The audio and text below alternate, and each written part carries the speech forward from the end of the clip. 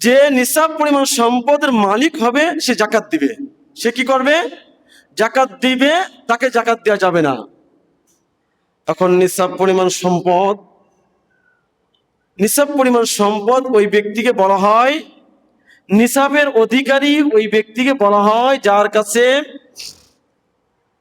7.5 ভরি স্বর্ণ আছে, যার কাছে 52.5 ভরি রূপা আছে, যার কাছে এই পরিমাণ টাকা থাকবে, যার কাছে এই পরিমাণ ব্যবসায়ী দ্রব্যমূল্য মাল থাকবে, ওই ব্যক্তি কি নিসাব, সে হলো নিসাবের মালিক।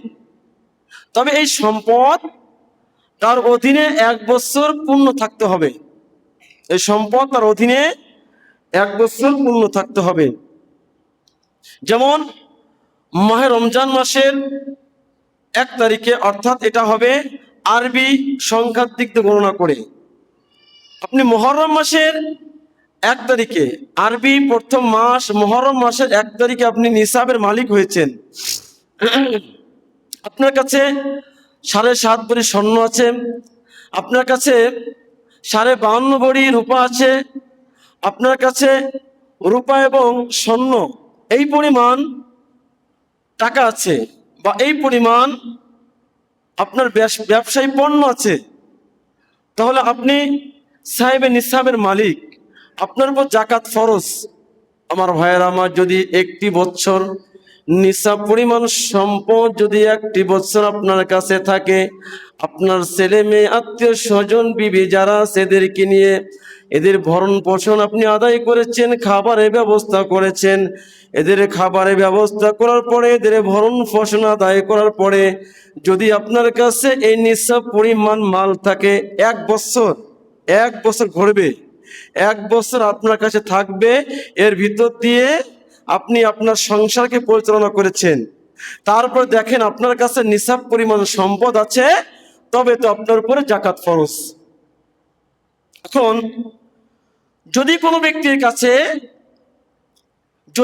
ব্যক্তির কাছে স্বর্ণ আছে, 7.5 ভরি স্বর্ণ আছে, কিন্তু তার কাছে রূপা নেই, তার কাছে টাকা নেই, তার কাছে ব্যবসায়ী কোনো পণ্য নেই, তাহলে 7.5 ভরি স্বর্ণ থাকার কারণে তার উপর জাকাত ফরজ হয়ে যাবে, কারণ সে নিসাবের মালিক।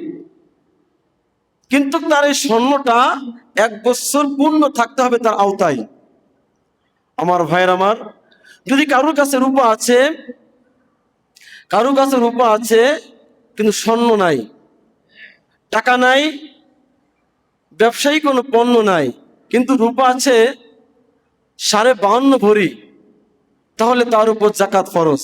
রূপার দিক দিয়ে জাকাত ফরজ, সে জাকাত দিবে।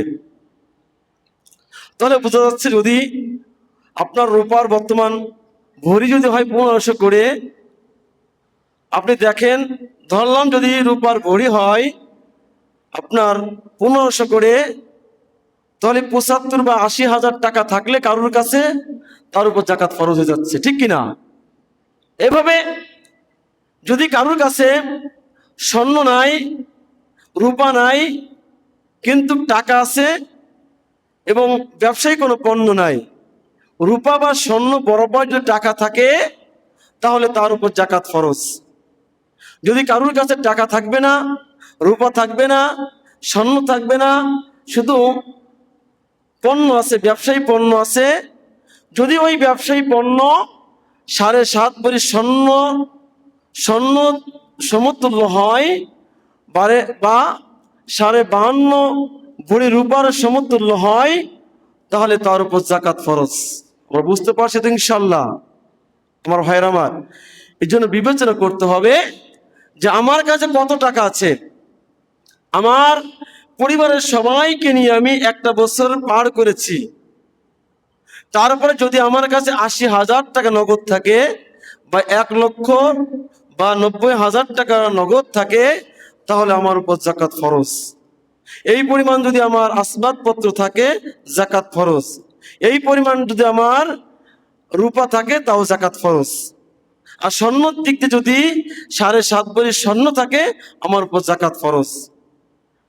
এই জন্য তো বলা হয়েছে, আল্লাহ নবীর সাহাবা আবু হুরায়রা রাদিয়াল্লাহু তাআলা থেকে হাদিসটা আনা হয়েছে। বিশ্বনবী সাল্লাল্লাহু আলাইহি ওয়াসাল্লামের কাছে জৈনক বেদুইন আছে। জৈনক ব্যক্তি আসছে, আল্লাহ রাসূলকে বলল, ইয়া রাসূলুল্লাহ, ইয়া রাসূলুল্লাহ,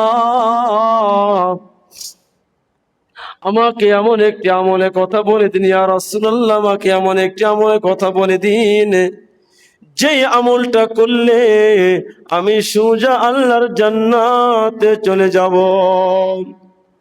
আল্লাহ নবী জনাবে মুহাম্মদুর রাসূলুল্লাহ সাল্লাল্লাহু আলাইহি ওয়াসাল্লাম বললেন, তুমি আল্লাহ রাব্বুল আলামিনের ইবাদত বন্দেগী করো, আল্লাহ রাব্বুল আলামিনের ইবাদত বন্দেগীর মধ্যে কোনো শিরকিয়াত করবে না, 5 ওয়াক্ত নামাজকে যথাযথ তুমি আদায় করবা, আর নির্ধারিত যে জাকাতটা তুমি দিয়ে দিবা, মাহে রমজান মাসে রোজা রাখবা, তবে তো আল্লাহ রাব্বুল আমিনের জান্নাত তুমি পেয়ে যাবা।